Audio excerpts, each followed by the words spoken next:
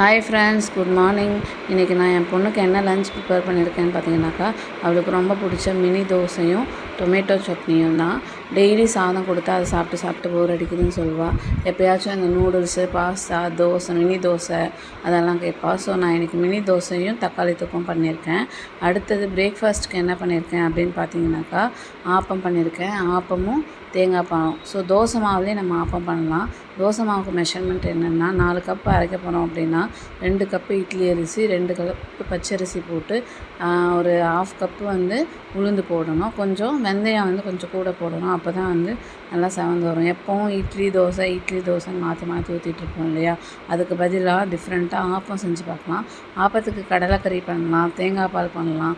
So நான் என்ன பண்ணியிருக்கேன் அப்படின்னு பார்த்தீங்கன்னாக்கா, ஆப்பத்துக்கு தேங்காய் பால் தான் பண்ணியிருக்கேன். என் பொண்ணுக்கு இப்போ பிளேட்டில் வச்சுட்டேன். ஆப்பமும் தேங்காய் பாலும் ரெடி. வாங்க சாப்பிடலாம். இந்த மாதிரி நீங்களும் டிஃப்ரெண்ட்டாக ட்ரை பண்ணி பாருங்கள். ஆப்பம் தேங்காய் பால் இல்லை ஆப்பம் கடலைக்கறி அதெல்லாம் ட்ரை பண்ணி பாருங்கள். நான் இன்னும் லன்ச் ப்ரிப்பேர் பண்ணலை. மதியம் தான் பண்ணலான்ட்டு